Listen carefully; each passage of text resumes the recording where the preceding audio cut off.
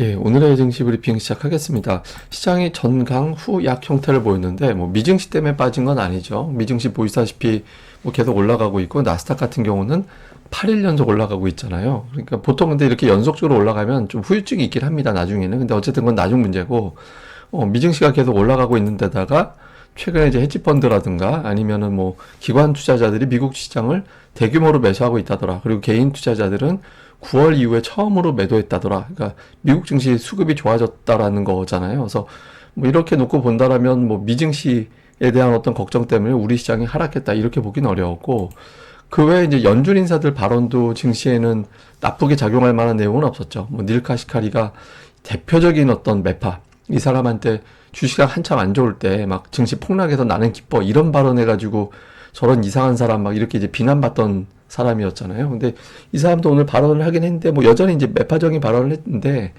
그렇게 센 발언은 아니었죠. 그리고 오히려 오스틴 골스비 같은 이제 대표적인 비둘기파 이 사람은 지난 세기 중에서 가장 빠른 인플레이션 완화를 볼지도 모른다.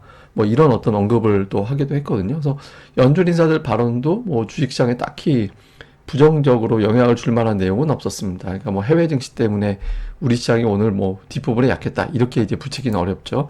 오히려 이제 미국 CPI 다음 주에 나올 텐데 설령 CPI가 아주 높게 나오는 게 아니라면 국제유가가 이제 계속 떨어지고 있고 이게 전쟁 때문에 막 $100 가네 100 몇십 달러 가네 이런 얘기 나오고 그랬었잖아요.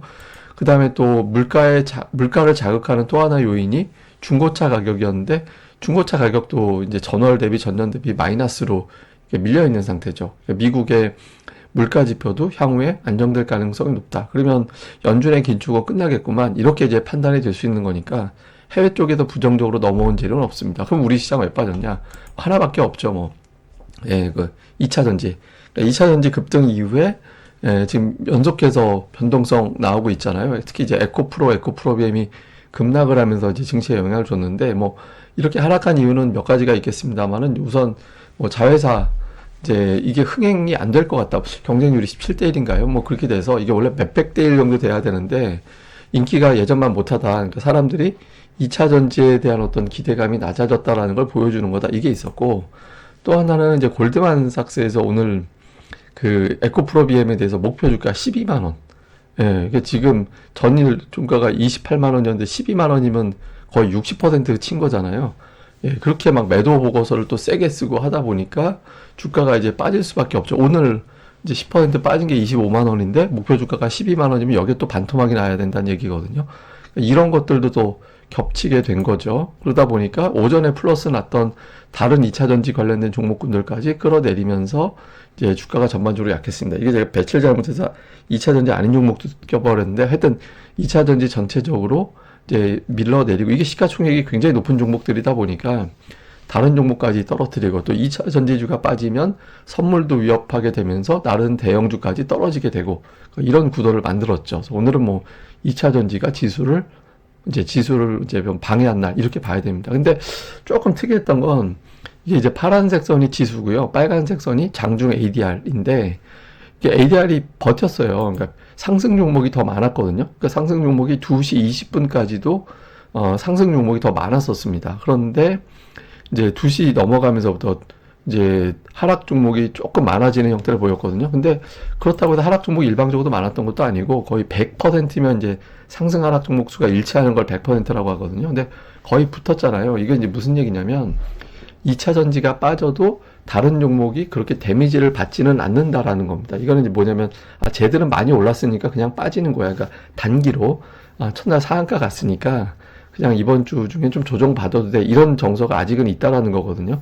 근데 이제 이게 뒷부분에서 이제 하락 종목 수가 늘어나기 시작한 그런 모습이 나왔다라는 거는 이게 이제 뭐냐면 이후에 만약에 2차 전지가 오늘 같은 급락이 또 나오면 이후부터는 상승 종목 수 유지하기가 쉽지 않을 겁니다. 그러니까 2차 전지가 약간 빠지는 건 상관이 없는데 오늘 같은 급락이 나오면 투자자들이 하다가 이제 막판에 반응했듯이 이후에는 증시에 영향을 줄 수 있다라는 거거든요. 그래서 조금 이제 좀 투자자들이 참고는 있는데 이제 임계점까지 왔다. 이후에 이제 2차 전지주가 좀 완만하게 좀 움직여주는 게 증시에는 좀 도움이 된다. 이렇게 이제 보시면 될 것 같습니다. 자, 수급에서는 외국인들이 오늘 평소보다 매수 매도가 좀 작았죠. 그 매수 매도 합쳐봐야 뭐 3조 7천억이었으니까 최근 들어서 거래가 되게 줄었고, 그런 가운데서도 매도 규모는 동시효과에도 들어와서 이제 매도가 줄었고요. 근데 저는 코스닥을 좀 주의 깊게 봤거든요. 왜냐면 코스닥 시장에서 외국인들이 10월 중순 이후부터 이틀 연속 매도한 적이 없었어요. 기관은 더러 그러는데, 그래서 외국인들이 홀짝홀짝은 해도 이틀 연속 매도가 없다. 근데 이게 외국인들이 이틀 연속 매도가 나온다는 의미는 개인이 코스닥을 산다라는 의미가 되기 때문에, 이제 개인이 본격적으로 코스닥을 사들이기 시작하면 원래 그때 또 증시가 이렇게 썩 좋은 흐름이 나오진 않잖아요. 그러니까 외국인이나 기관 쪽에서 코스닥 종목 장세를 아직까지는 계속 만들어낼 의지는 있구나. 그러니까 이런 거를 보여준 게 좀 의미가 있습니다. 그러니까 종목으로 보면 오늘 외국인 투자자들 순매수 1위가 크래프톤.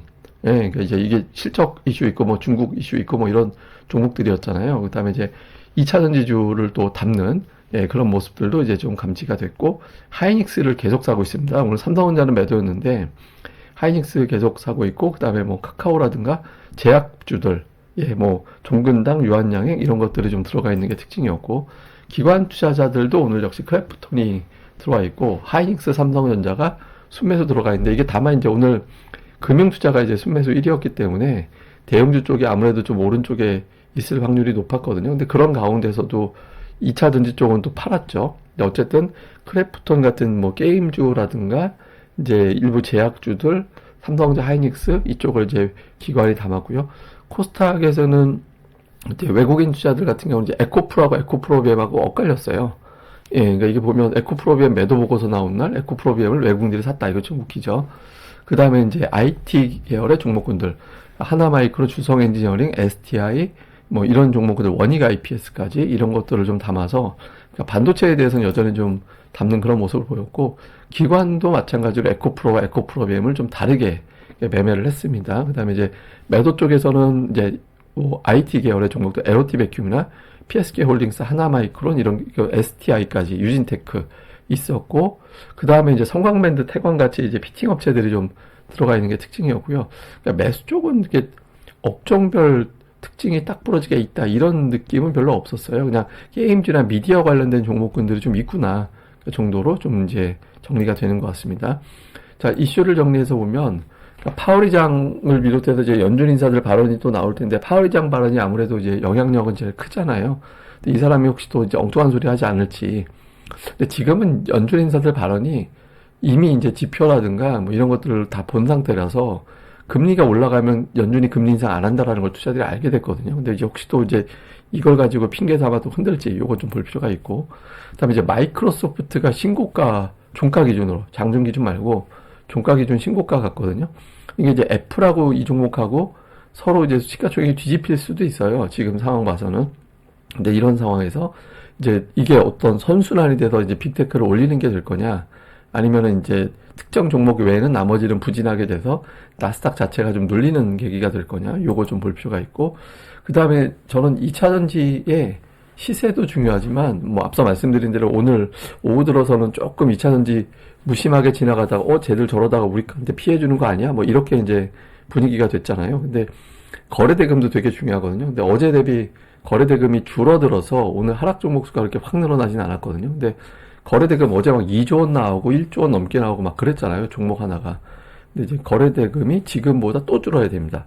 예, 그러니까 이제 계속 줄어드는 추이가 되면 종목들이 조금 움직일 수 있는 공간이 열려서 향후에 이제 거래대금 부분은 집중적으로 볼 필요가 있고요. 그래서 오늘은 제약게임 방역이 움직였는데 사실 이 구도가 좋은 건 아니에요. 그러니까 제약게임이 움직였다라는 의미는 금리가 빠지면서 약간 이제 좀 고밸류 이런 것들을 갖다가 좀 받아주는 종목군들까지 반응했다라는 측면도 있거든요. 여러 가지 각각 종목에 대한 이슈도 있지만, 근데 이제 이거는 우리나라 경제, 수출 이런 회복하고는 무관한 종목군으로 분류가 되거든요. 그래서 사실 이런 거보다 전차 군단을 비롯한 수출주들이 움직이고 그 종목들이 쉴 때 이 종목들이 가고 이런 구도가 좋죠. 그래서 이제 종목 구도가 어떻게 구성이 되는지도, 예, 되게 중요할 것 같습니다.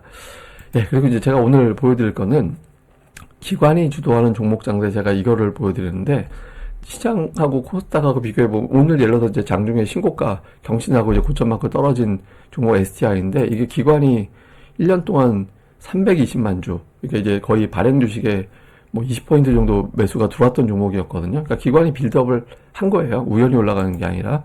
그 다음에 뭐 PSK 홀딩스라든가 이런 것도 역시 기관 투자자들이 200만 주 정도 빌드업을 했죠. 이것뿐만 아니라 뭐 두산 테스나를 비롯해서 이런 종목들이 되게 많거든요. 근데 이게 보시면 다 이제 이전 고점 부근이라 지금은 가격적인 매력이 별로 없잖아요. 근데 이제 저희가 이걸 왜 보여드리냐면 뭐 두산 테스나도 마찬가지였고, 근데 이걸 제가 왜 보여드리냐면 지금 예탁금이 늘어났어요. 근데 저 예탁금 늘어난 게 그냥 뭐 이런 거일 수도 있어요. 예를 들어서 이제 만기된 채권이 이제 주식 계좌에 들어온다든가 아니면 이제 공모주 청약 때문에 자금이 일시적으로 들어온다든가 이런 것도 있을 수도 있는데, 일정상으로 저걸 딱 보면 그 공매도 금지 이슈 나온 이후에 자금이 좀 들어온 게 감지가 되거든요. 근데 제가 뭐 계속 말씀드리는 게 예탁금이 어지간히 증가되지 않고서는 2차전지 시가총액이 너무 커서 그 종목들 올리기는 쉽지 않아 보인다라고 말씀을 드렸잖아요. 그래서 제가 이제 왜냐면 지금 2차전지 전체 2차전지 범 2차전지 종목군들의 시가총액 합이 300조 원이 넘어요. 코스닥에서만 관련된 종목군들이 한 50조 원 정도 되거든요. 지금 예탁금 전체가 50조 원이 안 되는데, 예전에는 예탁금 수준도 50조가 넘었는데 그때 당시 시가총액 합은 10조 원이 안 됐을 때하고 지금하고는 다르잖아요. 그러니까 저는 이 자금이 2차 전지도 움직일 수 있다라고 보는데, 그거 못지않게 다른 종목 쪽에서 이 종목 장세를 만들어낼 가능성이 있다라고 보거든요. 그래서 기관들이 좀 매수를 하고 이 예탁금이 따라붙고 또는 예탁금과 이런 투자자들이 좀 시너지를 내는 그런 종목군들이 계속 나올 수 있다라고 봅니다. 그러니까 지수는 조금 이렇게 편안하진 않을 것 같아요. 이게 이제 워낙 이제 저 공매도 금지라는 어떤 메가톤급의 변동성을 초래한 재료가 딱 들어와 버린 상태이기 때문에 증시는 이게 너무 편안하기는 쉽지 않아 보이거든요. 근데 이제 이럴 때 수면 아래에서 이런 식으로 어떤 종목 장세가 계속 진행될 가능성이 높아서 기관들의 어떤 수급 동향이라든가, 근데 그 수급에서 손절매가 나가는 종목들도 있으니까 최근에 좀 수급이 깨진 종목들 말고 누적되어 있고 꿋꿋하게 버티고 주가도 버텼던 종목들, 그리고 이제 최근 들어서 수급이 붙기 시작한 종목군들, 이런 것들 봐서 자꾸 뭐 배터리다 뭐 어떤 이런 것들에 집중하기보다는 좀 다른 쪽에서 벌어지는 게임도 계속 좀 주목해 보시는 게 도움이 될 것 같습니다. 예, 자세한 건 제가 또 계속 이슈 있을 때마다 내용을 정리해 드리겠습니다. 이 방송 구독하기, 좋아요, 알림 설정까지 꼭 부탁드립니다. 그리고 구독하기는 꼭 좀 부탁을 드릴게요. 그래서 좀 많이 좀 올라갔으면 좋겠습니다. 예, 감사합니다.